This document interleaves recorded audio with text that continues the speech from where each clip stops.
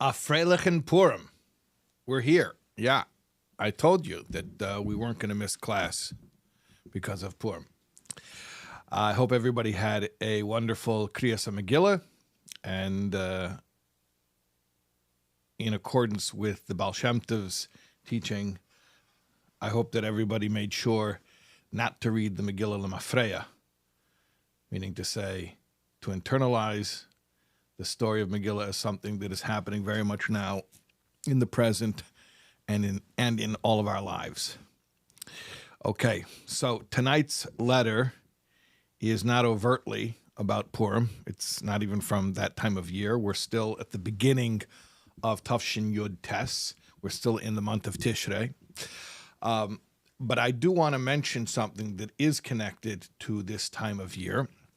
And that is that last night, if you remember, letter number 2, the Rebbe's answer to a young educator in the Holy Land, to Rabbi Yosef Marton. So I mentioned when I was giving background for that letter, when I was explaining the Ufaratsta era and the Reshet, the network of Chabad schools in the Holy Land, I mentioned the Yechidus of Reb Itzke Gansberg, Olav Shalom, where the Rebbe spoke to Reb Itzke about the importance of that work. I did not know it at the time. I didn't know it. Maybe my mazel knew it. But last night and today, Tanya Esther is Reb Itzke's Yortzeit. And I'm not sure what if this is something important to mention or not, or if anyone cares. But just on a personal note, I should say that the very first time that a very young Rabbi Shais Taub ever appeared speaking on a video, this was before the internet. This was back in like 2000, maybe 2001. I guess there was an internet, but I don't think we had videos on internet. Pretty sure we didn't have videos on internet. But there was a video that was produced by Rebbe Itzke called A Deeper Reality. And he put me in that video. So that's how I got my start in showbiz. At any rate, Rebbe Itzke should have a lichtigen Gan Eden, and Be'iker, a Mensch, was hat so viel gekocht sich in Mashiach. He was always speaking about the Geula and about Mashiach. So enough of Gan Eden, he should be back here with us in the physical world, back in his body and punching us again. I don't know if you guys remember that. He used to punch everyone. He used to punch me all the time. Yeah, so anyways, that I didn't even realize till today that it was his yahrzeit, and I spoke about him last night. Okay, tonight's letter. It's a short letter. Let's jump in. Baruch Hashem, Zayin Tishrei, Tafshin Yud Tes, Brooklyn, Shalom Uvracha. So this is still the month of Tishrei. In fact, it's still the Aseres Yemei Teshuvah, the days of penitence. And the Rebbe is writing to a man, as we know, from Shalom Uvracha.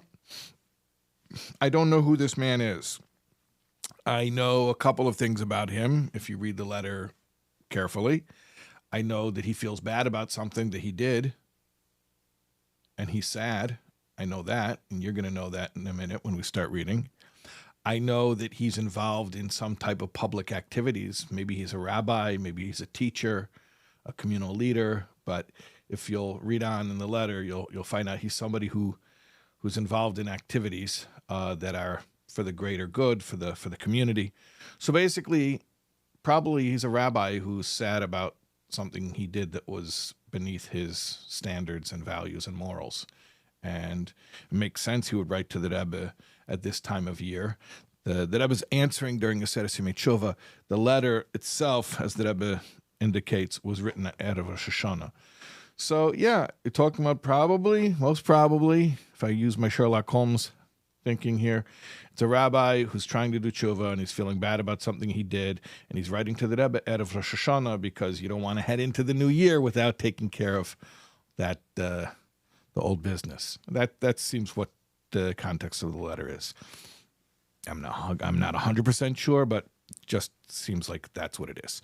Okay, so shall we? Ma'ashrim Kabbalas Michtavim Erev Rosh Hashanah. I'm hereby acknowledging receipt of his letter that he wrote on Erev Rosh Hashanah. I mentioned that a moment ago. Ubetach lemeiser lahadgish shekol hamachshavos shehem hefech hasimcha v'tuv levov bayom loy mahayetzer teif.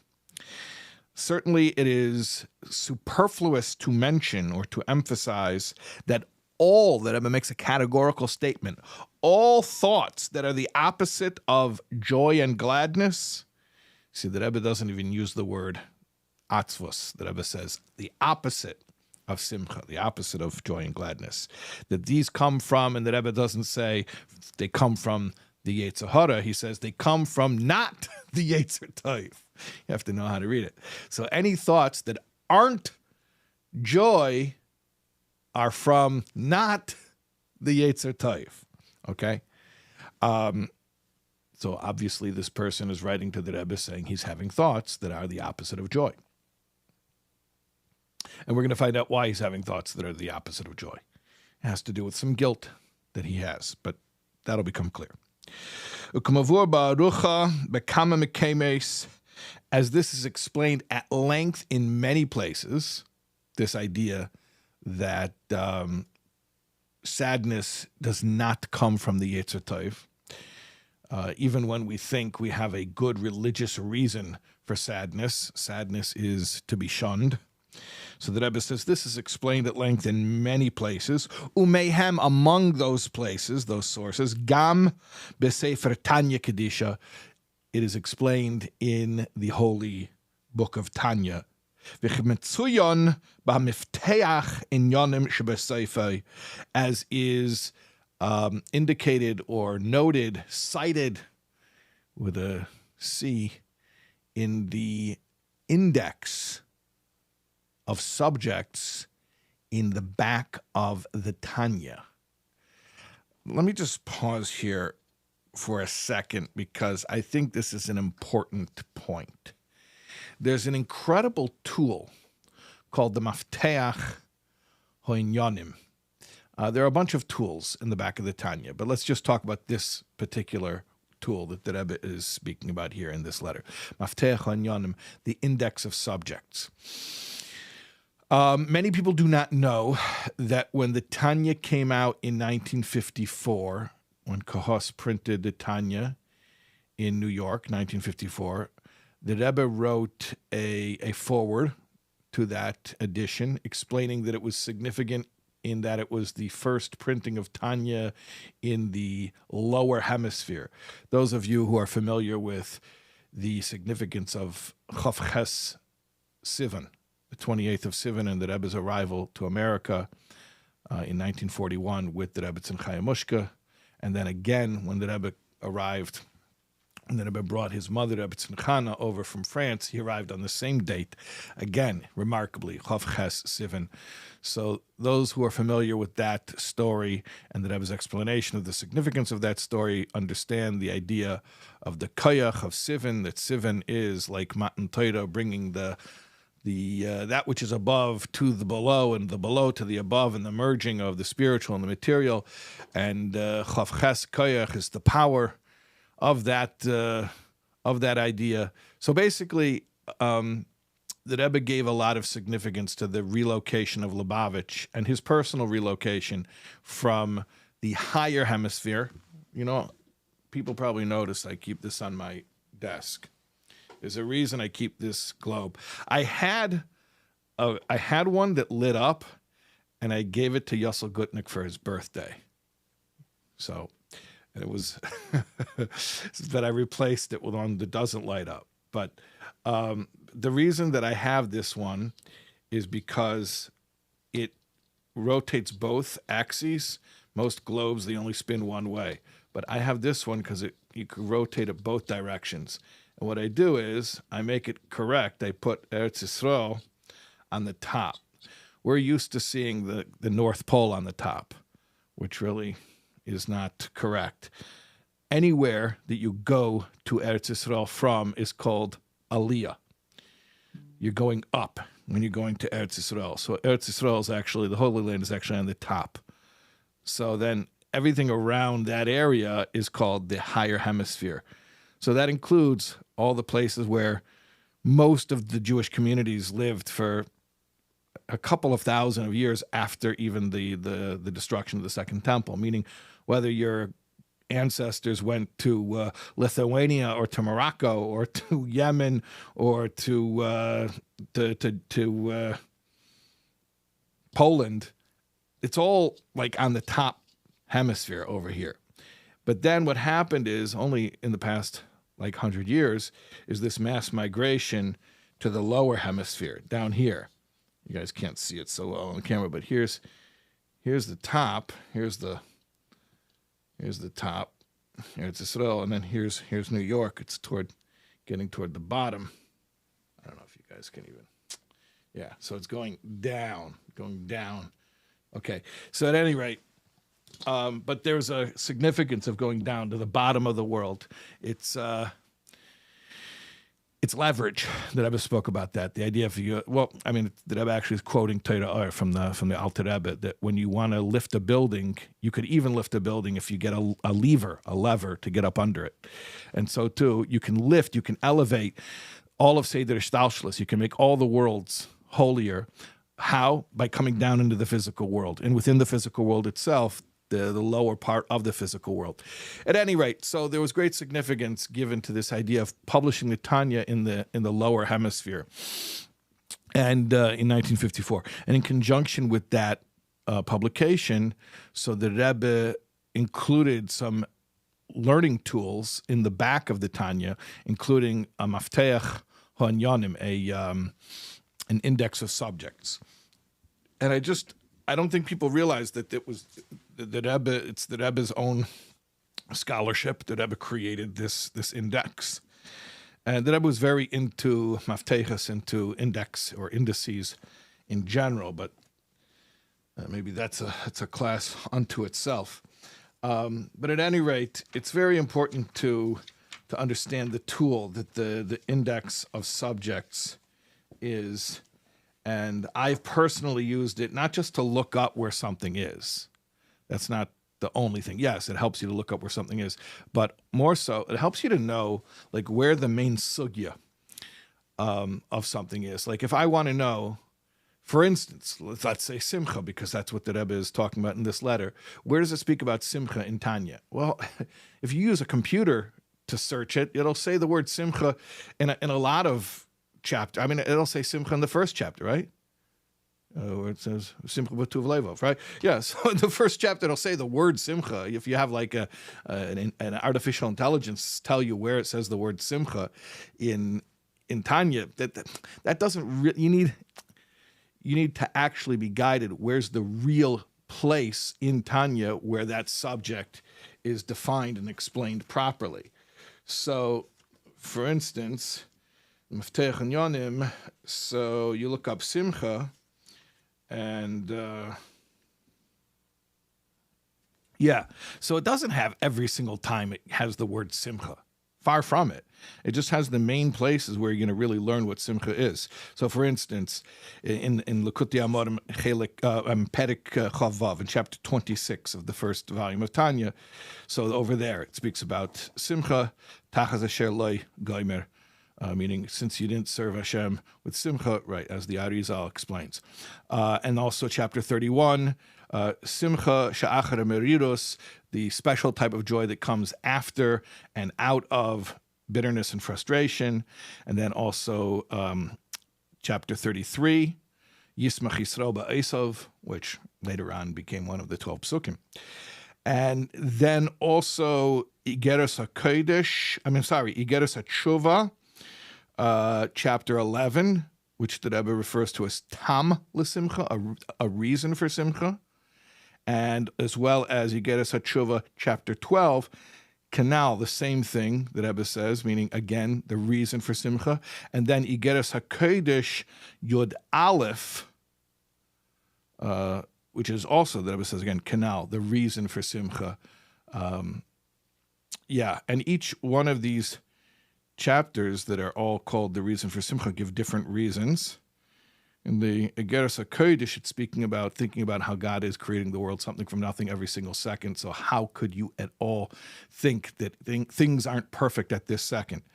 But in Igeres HaTeshuvah, chapters 11 and 12, he says something a little bit different. And I'm thinking that perhaps that is specifically relevant to our letter. In chapter 11 of Igeres HaTeshuvah, the Rebbe explains that one can harbor joy and frustration simultaneously. It's not a contradiction, as is mentioned in chapter 34 of Likutei Amorim Chelik Aleph. But in Igeres HaTeshuvah, it gets into it in more detail. It speaks about the idea that Hashem is marba l'slayach. Hashem is abundantly forgiving. So what is the tam hasimcha? What's the reason for simcha? Is that you know that Hashem is abundantly forgiving. And that even though we mess up and we mess up again, Hashem forgives us. And the Alter Rebbe explains over there, and lest you think that because we mess up again and again and again, that Hashem's going to get tired of us. No, Hashem is infinite. He has infinite patience. And lest you argue, maybe you're really smart and you're going to pull out all these Talmudic arguments to try to prove that you should be depressed. So the Alter Rebbe says, and unless you argue that, hold on, this is a person who says echte v'ashuv, kol mi she'omer echte v'ashuv, I'm going to sin and then do teshuvah later. And then we know that it doesn't work. Although the Alter Rebbe explains even that maspikin means it's not going to be easy for it to work. At any rate, but you're not supposed to do that. Well, hold on. So if I'm going to sin and then I'm going to do teshuvah, and then I know that I'm probably going to fall again because that's my track record, so why should I think that Hashem is going to forgive me? And so he explains over there that echte v'ashuv only means when at the moment of the sin itself, you consciously rely on the loophole of tshuva. Then they close the loophole and it doesn't work for you. But if it's just an absent-minded thing where unfortunately human weakness prevails and you end up stumbling again, so it's unfortunate, and we need to be better next time. We need to do better next time. But Hashem will still be infinitely forgiving. And that is a cause for simcha. That is a cause for joy. That's chapter 11 of Igeres HaTeshuvah. And then in chapter 12 of Igeres HaTeshuvah, the very next chapter, he gives another cause for joy that's related to teshuvah. And he says, and by the way, if you ever have a problem in life, who among us doesn't have problems in life? Next time you have a problem in life, you should be happy because that's Hashem cleaning you off from any of the wrong things you've done in the past.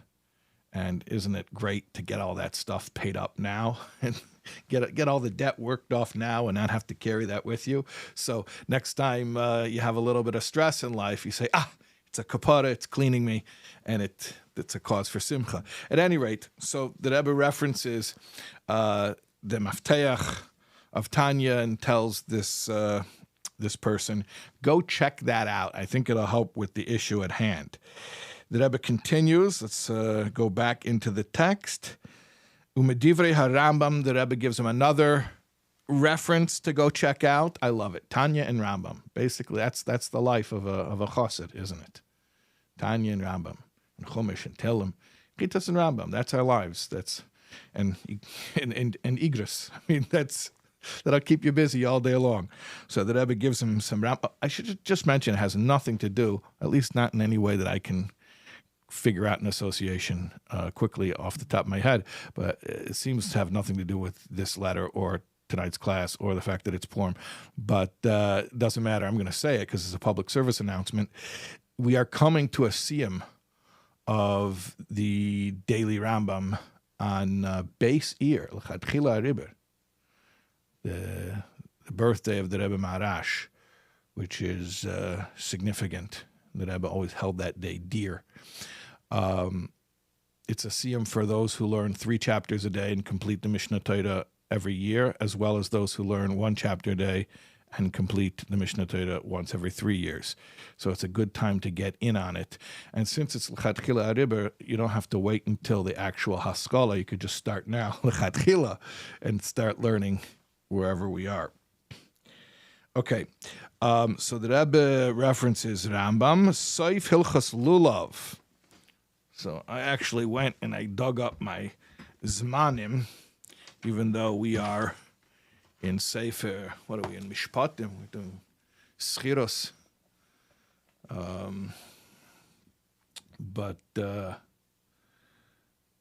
So here's Zmanim and Hilchas Lulav.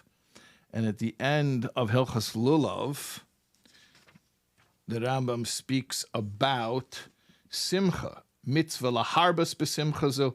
We were talking about the Simcha of Yom Tov.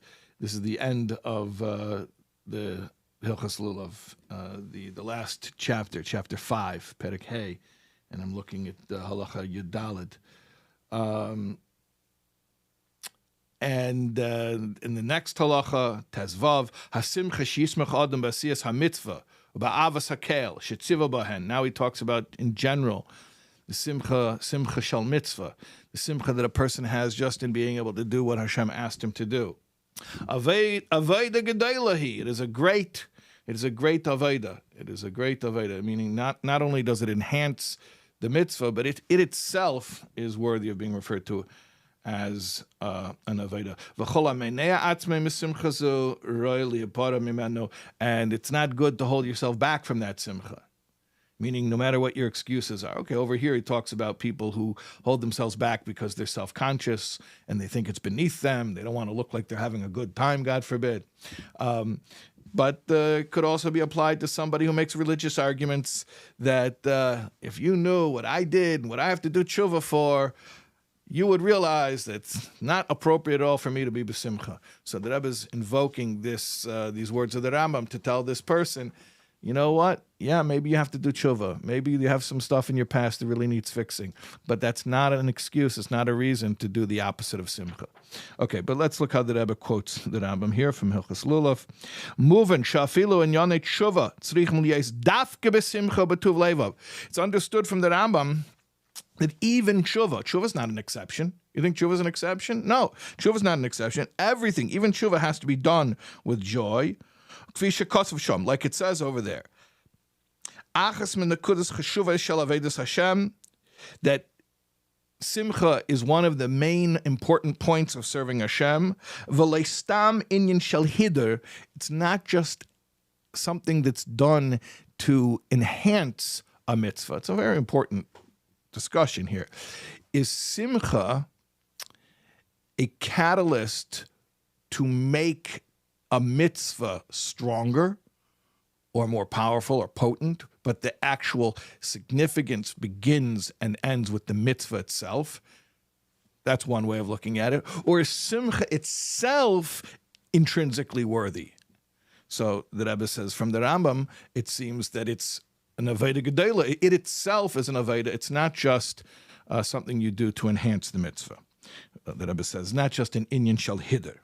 Ki im b'loshen Rambam Aveda Gedela. The Rambam calls simcha itself a big way of serving God.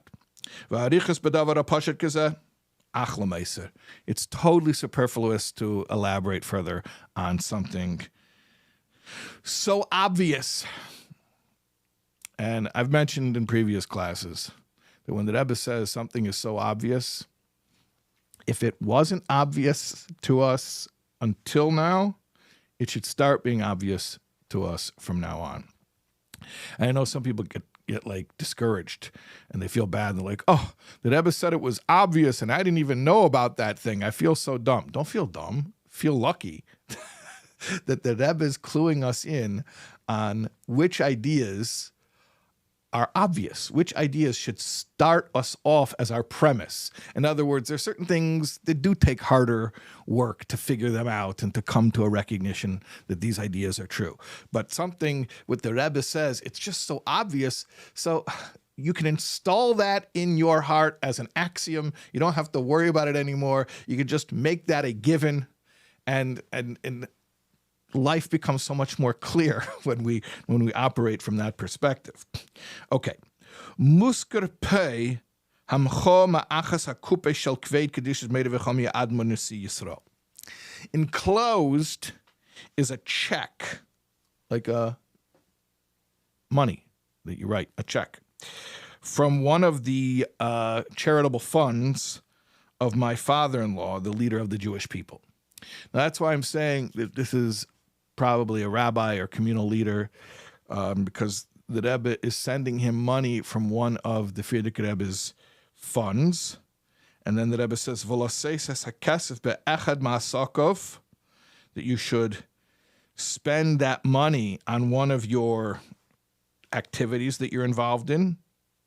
The Rebbe also says it in Yiddish, unter nemundun, one of your undertakings. By the way, I heard that Rebbe would not use the word under. See, it's interesting. In Yiddish, unter nemundun, one of your undertakings, which is echad ma'asokov. I heard that Nissan Mendel wrote undertaking. I think that's where it was written. And the Rebbe corrected it and said he didn't want to use the word in English. Why not? The Rebbe uses it in Yiddish because in English, the Rebbe was so careful. We mentioned earlier that Rebbe didn't want to say depression. The Rebbe said the opposite of simcha. The Rebbe didn't say Yetzer Hara. The Rebbe said the opposite of the Yetzer Taif, or not from the Yetzer Taif. Even double meanings the Rebbe avoided if it had a negative connotation. So an undertaker in English, it's like a funeral director. So the Rebbe didn't use that word. That's what I heard, at least. Umatoiv bishnayim mehem, and it would be even better if you would spend the money on two of your activities. So this is a busy guy. This is a guy who's involved in more than one positive activity that would be a worthy recipient of one of the Frierdiker Rebbe's funds. I'm not purporting to understand the implication. I'm just wondering if the Rebbe isn't sort of reminding the guy about all of his responsibilities and letting him know, like, hey, not only are you doing one activity that is worthy of the Frierdiker Rebbe's funds being directed toward, but you even have, I mean, it seems like he has more than two, because the Rebbe says one or two of them, meaning there's probably a lot of them.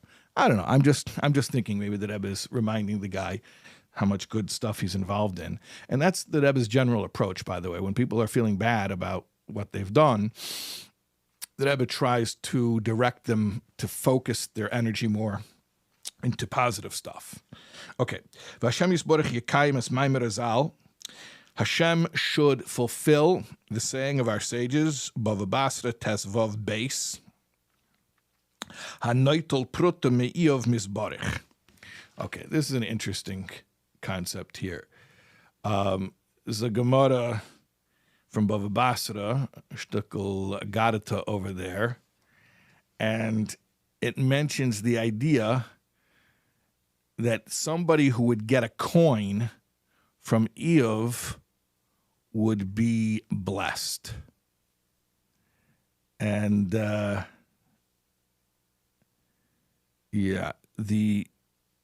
Gemara is speaking about the wording of the verse in Eov, that the Satan is speaking to Hashem and saying, look at Eov, he's got such a great life materially and spiritually, and that even Maise Yodov Beirachta, that's the first chapter, Perek Aleph, Pasuk Yud. The work of his hands, or the works, plural, of his hands, you have blessed. What does it mean, the works of his hands you have blessed? So the Gemara there explains that it means that things that Eov's hands touched would carry blessing. So if somebody received a coin from Eov, they would have success because of the blessing that was transferred just from receiving a coin that Eov had touched. That's how powerful he was. That was Eov's touch, so to speak. So the Rebbe is sending a check to this person from the Frierdiker Rebbe's funds and saying, being that it's a check from the Frierdiker Rebbe's funds, meaning it's the Frierdiker Rebbe's money, so this should have the effect that our sages say about somebody who gets a coin from Eov. Shenamar boy, and it says about him, about Eov, Ish Tom V'Yasher Geimer. It says that he was a sincere man, a straightforward man. It goes on, Yirei Elakim, he was God-fearing, V'Sar Meira, and he avoided evil. Shekol inyonim Eloheim bechveit kedushes made of echami admor v'kal lohavin. All of those descriptions that the Torah says about Eov can obviously be applied to the Frierdiker Rebbe.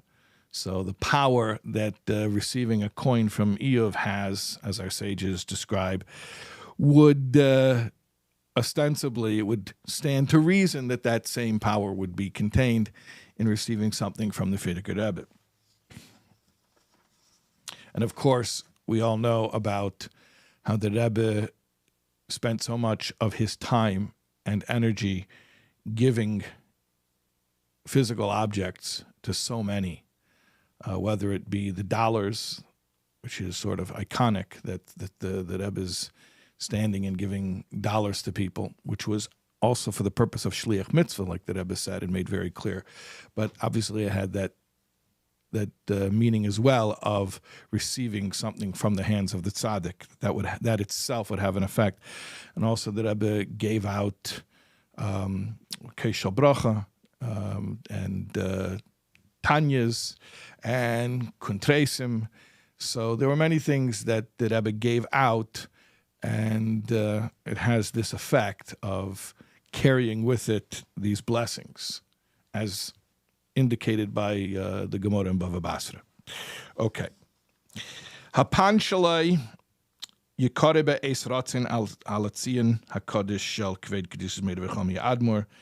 Zecher tzadik v'kodesh levrocha l'chaylim haba nishmasi begins a mireim d'zuchus yagen aleinu. Your pan, your pidyon nefesh, which is a standard formula for writing a chassid writing a Rebbe. It's specifically a letter that it's more than a letter, but it's a deep connection that a chassid formulates on paper to a Rebbe. It has specific significance. So it's informally referred to as a pan, or pidyon nefesh, redemption of the soul. So the Rebbe says the pan that you wrote, apparently there was a letter and a pan. Usually that's how it was done. There would be two separate documents. So the Rebbe says, your pan, I'm going to read at the oil of the Frierdiker Rebbe at an auspicious time. Hashem Yisborach Yazer, Hashem should help Shebekar of Mamish, that really, really soon, literally soon. Yavaser Toiv B'chol Anal, you should have good news to report in all of the above. In other words, let's put this negativity behind us and move on, and let's do it with joy. B'tev hanira v'anigla, it should be good in an obvious, apparent way, meaning you shouldn't have to philosophize to come up with an interpretation where you see good. It should just be obviously good. V'ikar, and the main thing, b'simcha v'tuv levov, it should be with joy and gladness of heart. Bebirkas chesima, I said this last night, this is how the Rebbe would bench people during Aseret Teshuvah, and this is the way that we should say it. Bebirkas, with a blessing for chesima, ugmar chesima tova, to be sealed, and a complete sealing for good.